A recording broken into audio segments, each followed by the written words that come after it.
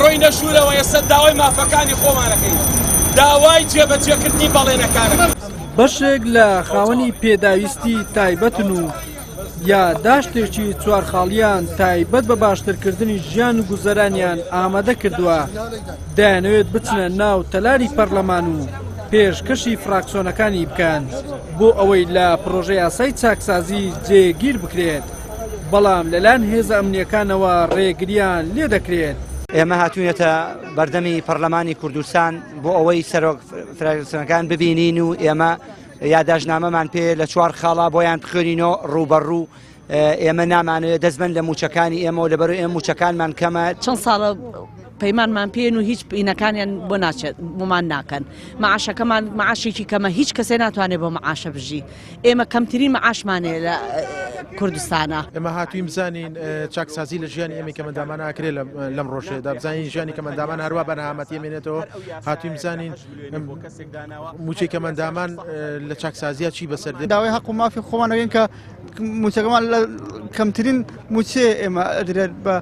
کەمەندامان و هیچ دەرەفەتێکمان نییە کە بتوانین ژێی ژیانی خۆمان پێ بەڕێبەرین چۆن کردان هەژمێت تا بۆ خۆناگەن ئەوەش بیکە بە 30 سازە داواکاری سەرەکی خاوەن پێداویستە تایبەتەکان کەمکردنەوەی موچەی پلە باڵاکان و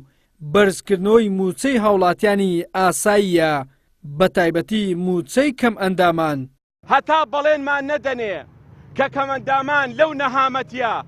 لەو برسێتیە لەو پەراوێز خستنە لەو بێڕێزیە لەو هەژاریە لەو برسیکردنە نەجادەیەن ئێمە لە بەردەمی پەرلەمانی کوردستان ناڕۆین ئەگەر پێویستکە خێمە هەڵدەدەین پاش ڕێگا نەدانیان بۆ چوونە ناو پەرلەمان پەرلەمانتارانی فراکسیۆنی کۆمەڵی ئیسلامی بۆ گوێگرتن لە داخوازیەکانی خاوەن پێداویستیە تایبەتەکان چوونە ناو خۆپیشاندەران و پشتیوانی خۆیان بۆ داواکاریەکانیان دەربڕی. ئێستا بە نێودەوڵەتی فراکسیۆنی کۆمەڵی ئیسلامی هاتووم ئێمە کاتوین بەڕاستی داکۆکی لەما فونتیازی خاوەن پێداویستی تایبەت دەکەین و ئەو بڕەپارەی کە بۆیان دەگەردرێتەوە بۆیان سەرف دەکرێت بێکەوە من حەیە گواتە بە سوودمەندبوون حساب نەکرێن و ئەوەی کە بۆیان دەگەردرێتەوە بکرێتە بودجەیەک بۆ باشکردن و چاکردنی ژیان و گوزەرانی خاوەن پێداویستی تایبەت. هاوشێوەی خاوەن پێداویستیە تایبەتەکان چالاکان و ڕۆژنامەنووسانیش لە دژی پرۆژەی یاسای چاکسازی لە بەردەم پەرلەمانی کوردستان گرت بوونەوە. دەسەڵات دەیەوێت لە ڕێگەی ئێوەوە نادات پەروەری خۆی بە یاسا بکات لە ڕێگای بەخشینی ئیمتیازات پێتان داواکارین ئەم جارە وەکو ڕابردوو مەبنە دەستکەڵای تێپەڕاندنی یاسای نادات پەروەری لەگەڵ گەڵدا ژیانی شەرەفمەندانە هەڵبژێرن و موچە و ئیمتیازاتی خۆتان بە قوربانی دادپەروەری بکەن. گرتبوونەوە و خۆپیشاندانی خاوەن پێداویستیە تایبەتەکان و چالاکان لە دژی ژمارەیەک لە بڕگە و مادەی پرۆژەی یاسای چاکسازی